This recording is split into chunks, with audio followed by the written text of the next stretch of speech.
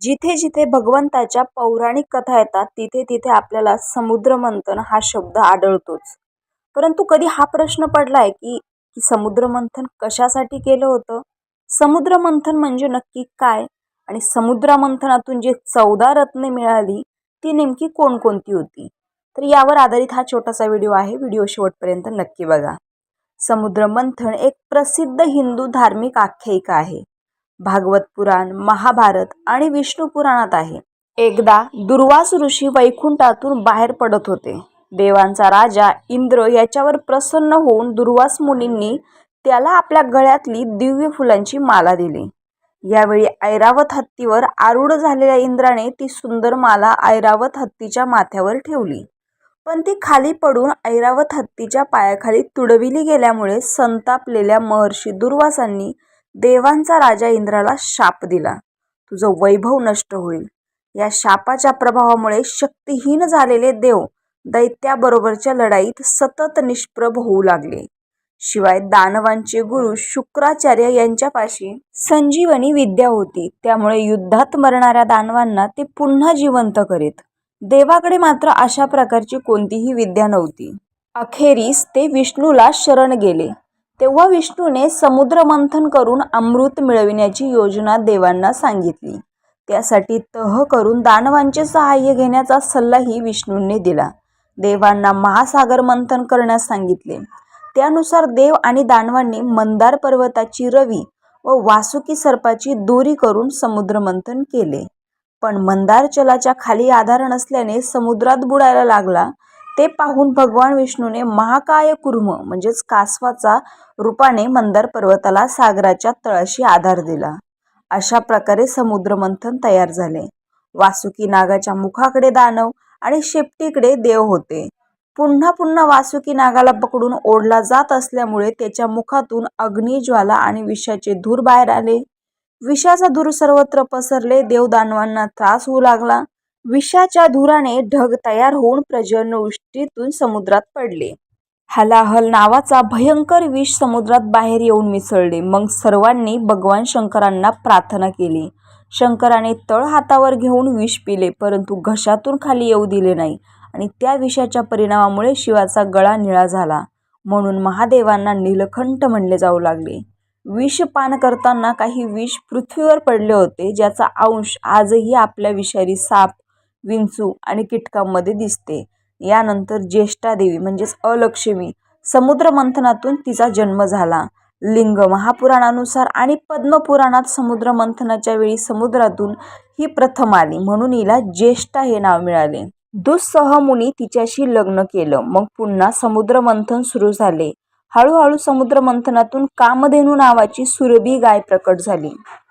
ती अग्नियज्ञासाठी सामग्री उत्पन्न करणारी होती. महर्षी वशिष्ठ व सर्व ऋषींनी यज्ञ कार्यासाठी तिला ग्रहण केले आणि आता पशुपालन, मानवाने दूध, दही, घी, लोणी तयार करून उपजीविकेच्या साधनांसाठी ऐरावत नावाचा शुभ्र 8 सोंडे 4 दात असलेला हत्तीही प्रकट झाला.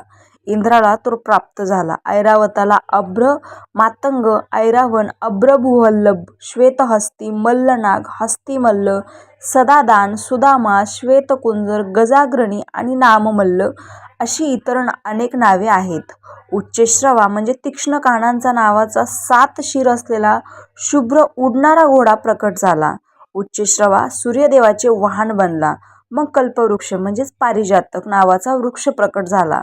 इंद्रालाही तो प्राप्त झालेले स्वर्गवृक्ष म्हणजे स्वर्गाच्या बागेत लावलेला वृक्ष. काही लोक कल्पवृक्ष वा कल्पद्रुम संस्कृत भाषेच्या उत्पत्तीशी जोडतात आणि काहींना असे वाटते की याला कल्पवृक्ष म्हणतात. तर काही जण म्हणतात की पारिजातक वृक्षाला कल्पवृक्ष असे म्हणतात. रंभा नावाची अप्सरा देवांगांना हिंदू पुराणानुसार स्वर्गाधिपती इंद्राच्या दरबारात नृत्य गायन करणाऱ्या स्वर्गीय अप्सरा होत्या. नंतर देव वरुणाची पत्नी वारुणी देवी यांची उत्पत्ती झाली. तिच्या हातात सुरा अर्थात मदिरा होते. ते स्वीकार दानव असुरांनी केले.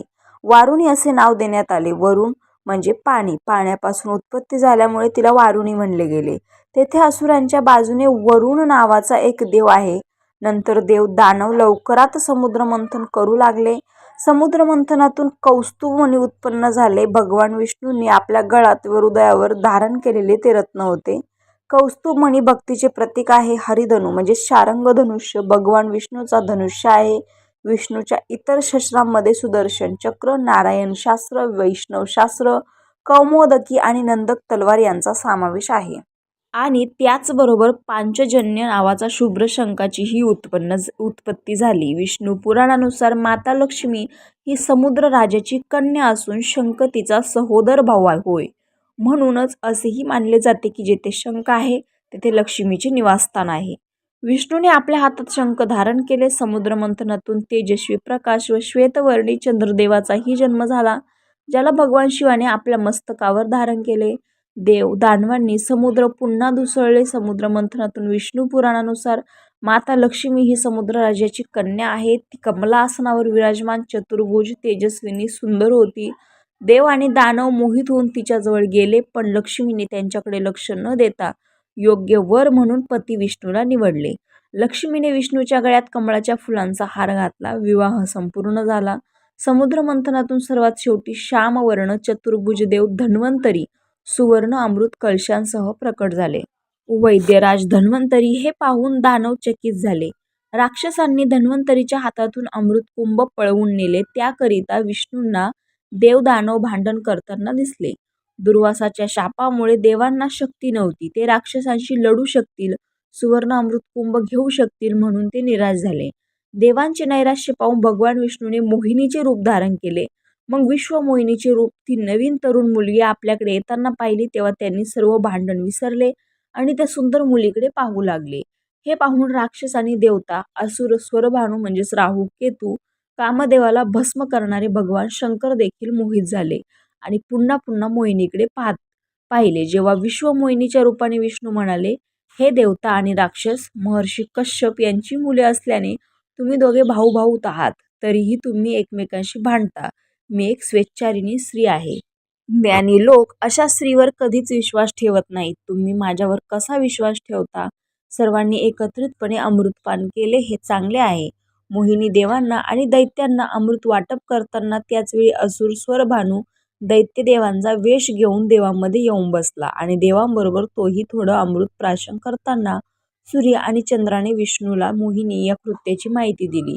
ते ओळखले की तो स्वरभानू म्हणजेच राहू केतू आहे. रागाने मोहिनीने स्वरभानू म्हणजेच राहू केतूला अमृत पितांना सुदर्शन चक्राने शिरच्छेद केला. स्वरभानूचे म्हणजेच राहू केतूच्या अमृताचा संसर्ग न झाल्यामुळे त्याचे धड खाली पडले, परंतु मस्तक अमर झाले. ब्रह्मदेवाने राहूला सर्पाचे शरीर दिले आणि केतूला सर्पाचे डोके दिले आणि छायाग्रह बनविले. तोच राहू पौर्णिमा आणि अमावस्येला वैर भावाने बदला घेण्यासाठी चंद्र आणि सूर्यावर आक्रमण करतो. या कारणामुळे अवकाशात सूर्यग्रहण आणि चंद्रग्रहण होते. शेवटी अमृत पिऊन देव अमर झाले. त्यांना राक्षसावरील युद्धात जय मिळाला. रामकृष्ण हरी.